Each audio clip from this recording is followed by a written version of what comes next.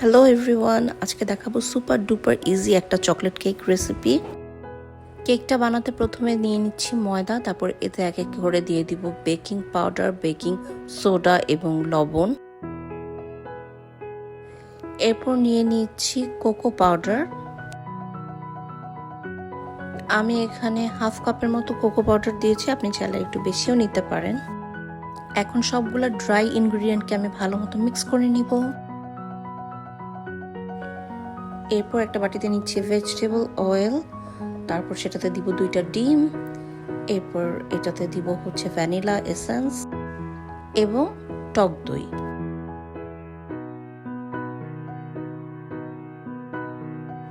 এখন এই ইনগ্রিডিয়েন্টগুলোকে মিক্স করব।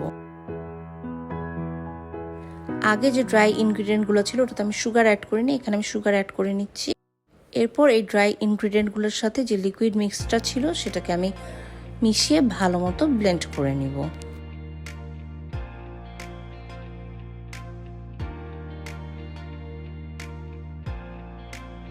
এখন কেকের ব্যাটারটা দেখতে এরকম হবে।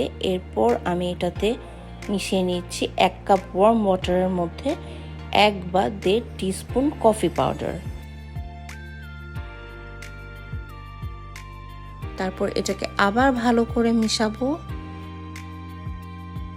এরপর আমি একটা প্রায় 10 ইঞ্চি সাইজের প্যানে একটা বেকিং পেপার নিচ্ছি। এটাকে এভাবে দিলে শেপটা ভালো হবে না, তাই আমি এটাকে এভাবে করে মাপ নিয়ে রাউন্ড করে কেটে নিব। এই যে এভাবে কাটছি।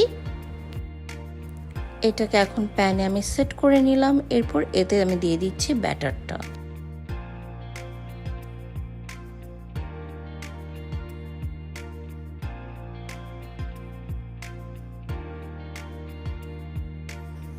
তারপর ওভেনে এটা 250 থেকে 300 ডিগ্রিতে আমি বেক করব। এটা 15 থেকে 20 মিনিট বেক করলেই হবে। আপনি একটু মাঝে একবার চেক করে নেবেন। আমার কেকটা হয়ে গিয়েছে, আমি এটাকে বের করে নিচ্ছি। এখন বাটার ক্রিম বানাবো। বাটার ক্রিমের জন্য আমি নিয়ে নিচ্ছি বাটার। বাটারের সাথে আমি মিক্স করব আইসিং সুগার। আইসিং সুগারের সাথে আমি দিয়ে দিচ্ছি অল্প একটু মিল্ক। আমি ইভাপোরেটেড মিল্ক দিচ্ছি, আপনি নর্মাল মিল্কও দিতে পারেন। এরপর এটাতে আমি আবার অ্যাড করব কোকো পাউডার। তারপর এতে আমি দিয়ে দিচ্ছি ভ্যানিলা এসেন্স। আমি এখানে প্রথমে হাতে মিক্স করেছি, কিন্তু আপনি প্রথম থেকে এটাকে ইলেকট্রিক বিটারে বিট করে নেবেন, তাহলে টেক্সচারটা আরও বেটার আসবে। এটাকে আপনি চাইলে কিছুক্ষণ ফ্রিজে রাখলে এটার উপরের যেই বাটার ক্রিমটা এটা আরও ভালোভাবে সেট হবে। এখন এটা একটু কেটে দেখাই কীরকম হলো।